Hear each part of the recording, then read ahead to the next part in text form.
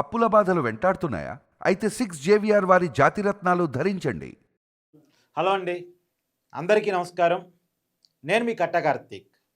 YS Vivekananda Reddy గారి కేసులో మరొకసారి సిబిఐ ఎంక్వైరీ జరగబోతా ఉంది.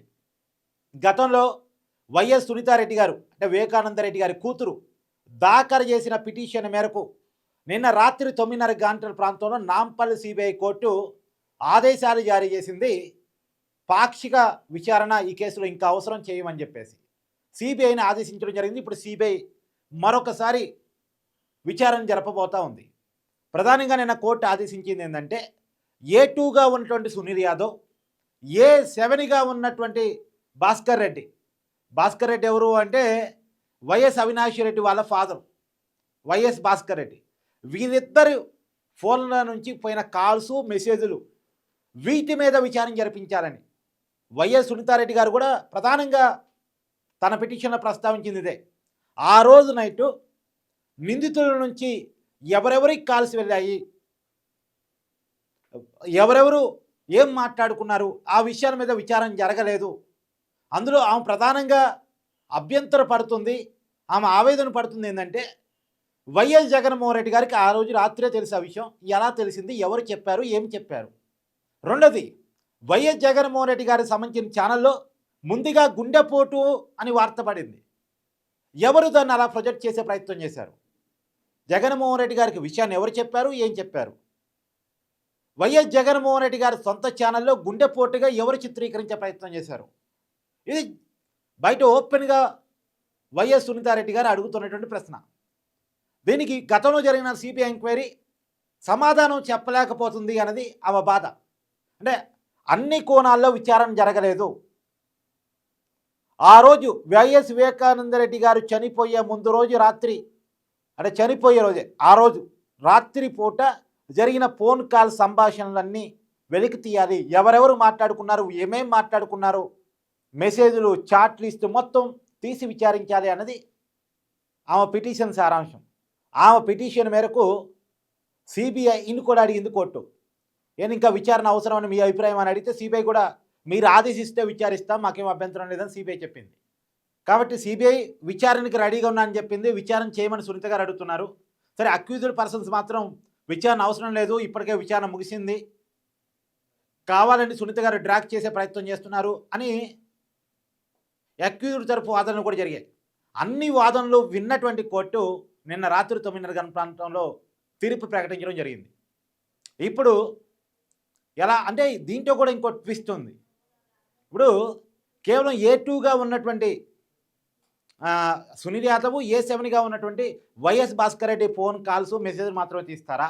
మొత్తం అక్యూజ్డ్ పర్సన్స్ అంటే వైఎస్ అవినాష్ రెడ్డి కావచ్చు, ఇతర పర్సన్స్ కావచ్చు, వీళ్ళు ఎవరెవరితో మాట్లాడారు అన్న మొత్తం ఇన్ఫర్మేషన్ని ఎంక్వైరీ చేస్తారా అనేటువంటిది చూడాల్సి ఉంది. ఎందుకంటే కోర్టు ఆర్డర్ కాపీ పూర్తి స్థాయిలో బయటకు వచ్చిన తర్వాత కానీ కోర్టు ఏం పూర్తి స్థాయిలో చెప్పింది, కోర్టు ఏ మేరకు ఆదేశాలు జారీ చేసింది అంటే ఇది పాక్షిక విచారణ అంటున్నారు కాబట్టి పూర్తి స్థాయి విచారణ, లోతైన విచారణ అనటం లేదు కాబట్టి కొన్ని సందేహాలు ఉన్నాయి.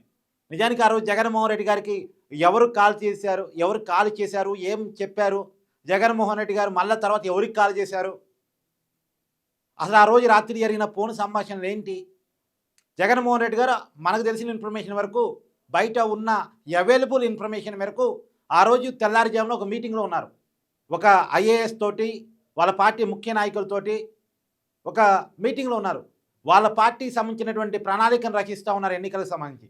ఆ మీటింగ్లో ఉన్నప్పుడు జగన్మోహన్ రెడ్డి గారికి ఒక ఫోన్ కాల్ వచ్చిందని, అది పైకి పోయి మాట్లాడారు అని, అంటే తన ప్యాలెస్లోనే పైకి వెళ్ళి మాట్లాడారని, మాట్లాడి కిందకు వచ్చే మీటింగ్లో ఇక బాబాయ్ నో మోర్ అని చెప్పారని, మరి ఆ రోజు జగన్మోహన్ రెడ్డి గారికి ఫోన్ చేసి విషయాన్ని కన్వే చేసింది ఎవరు, ఏం కన్వే చేశారు?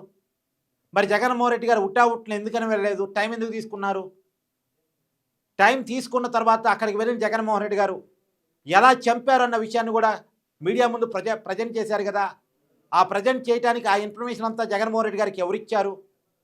తర్వాత అదే వైసీపీ పార్టీ జగన్మోహన్ రెడ్డి గారి ఛానలు, పేపరు, ఇది బాబు గారు రచ్చ చరిత్రాన్ని వార్త రాశారు కదా, ఆ ఇన్ఫర్మేషన్ ఎవరిచ్చారు? ఇవన్నీ కూడా విచారణ జరగాల్సిన అవసరం ఉంది నిజానికి. మరి ఇదంతా విచారణ జరుగుతాయా లేదా అనేది డౌట్. కానీ ఇప్పటికే 6 సంవత్సరాలు గడిచిపోయింది. 2019 మార్చిలో వైఎస్ వివేకా గారి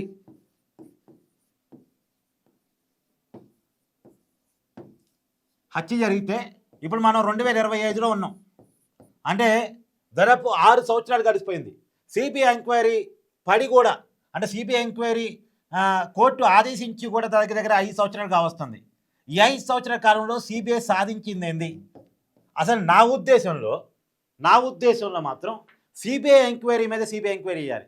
అసలు సిబిఐ సరిగా వ్యవహరించిందా లేదా? సిబిఐ సరిగా ఎంక్వైరీ చేసిందా లేదా?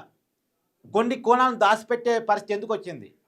మళ్ళీ సిబిఐ విచారణకు ఆదేశించాల్సిన అవసరం ఎందుకని వచ్చింది?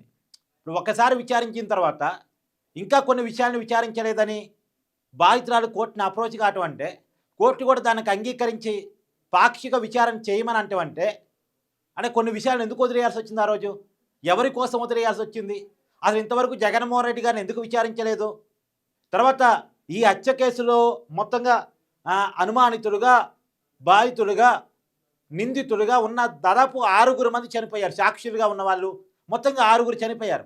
ఈ 6కి రక్షణ కల్పించడంలో సిబిఐ ఎందుకు ఫెయిల్ అయింది? ప్రధాన అక్యూజర్గా ఉన్నటువంటి వైఎస్ అవినాష్ రెడ్డిని ఎందుకని సిబిఐ అరెస్ట్ చేయలేకపోయింది? అరెస్ట్ చూపించారు, వెన్నే అసలు అరెస్ట్ చేశారా లేదా అనే డౌటు. ప్రజలకు కనపడేలా ఎక్కడ అరెస్ట్ చేయలేదు, ప్రజలకు కనపడేలా రిమాండ్కి పంపలేదు, అది వాస్తవం. ఎందుకు సిబిఐ ఫెయిల్యూర్స్ మీద సిబిఐ ఎంక్వైరీ జరగాలి? సిబిఐ ఎందుకు ఈ కేసులో సరిగా వ్యవహరించలేకపోయింది? ఒకే కోర్టు మొట్టికాయలు వేస్తున్నాయి, టైం వార్నింగ్ పెడుతున్నాయి, అయినా సరే సిబిఐ ప్రాపర్ ఇన్వెస్టిగేషన్ జరగలేదు అనేటువంటిది నేను చెప్పడం కాదు, వైఎస్ సునీతారెడ్డి గారే చాలా విషయాలు మిస్ చేశారు. ఆ విషయాలన్నిటి మీద ఎంక్వైరీ జరగాలనేది ఆమె వేసిన పిటిషన్. సరే, ఆమె వేసిన పిటిషన్ పక్కన పెడితే మన కళ్ళ ముందే 6 అనుమానాస్పద మరణాలు కనబడుతూ ఉన్నాయి. వాచ్మెన్ రంగయ్య నుంచి మొదలు పెడితే వివేకానంద రెడ్డి గారికి కుట్లు వేశారు అన్నటువంటి డాక్టర్ అభిషేక్ రెడ్డి మరణం వరకు దాదాపు 6 మరణాలు మనకు కనపడుతున్నాయి. గంగిరెడ్డి గారి మరణం. మరి ఇంతమందికి రక్షణ కల్పించలేకపోయింది.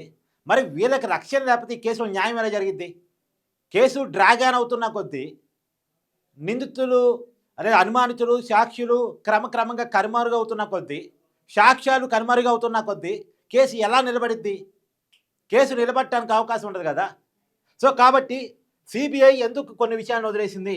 సిబిఐ ఎందుకు సాక్షులకి, అనుమానితులకి రక్షణ కల్పించలేకపోయింది? సిబిఐ ఎందుకు వైఎస్ అవినాష్ రెడ్డి గారి విషయంలో కొంత నిర్లక్ష్యంగా వ్యవహరించింది?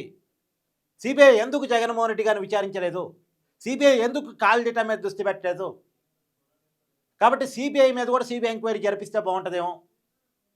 ఈ కేసు ఎంక్వైరీ స్టార్ట్ అయినప్పటి నుంచి సిబిఐ కొన్ని విషయాలను ఎలా స్కిప్ చేసింది, కొన్ని విషయాల్లో ఎలా ముందుకు వెళ్ళలేకపోయింది, ఎందుకు ఇంత లేట్ అయింది, ఈ జాప్యం వెనకాల ఉన్న కారణాలు ఏంటి? అలా కనుక నిజంగా ఆదేశిస్తే రేపొద్దున ఏ కేసులైనా సీరియస్గా తీసుకోవాలి. సీరియస్గా తీసుకోకుండా విచారణని డ్రాగన్ చేస్తే ఇబ్బందులు తప్పవు అనేటువంటి ఒక భయం ఎంక్వైరీ సంస్థలో కూడా వస్తుంది. మీకు వైఎస్ వివేకానంద రెడ్డి గారి హత్య కేసు మీద మీ అభిప్రాయాన్ని కూడా కామెంట్ రూపంలో తెలియజేయండి. Thank you.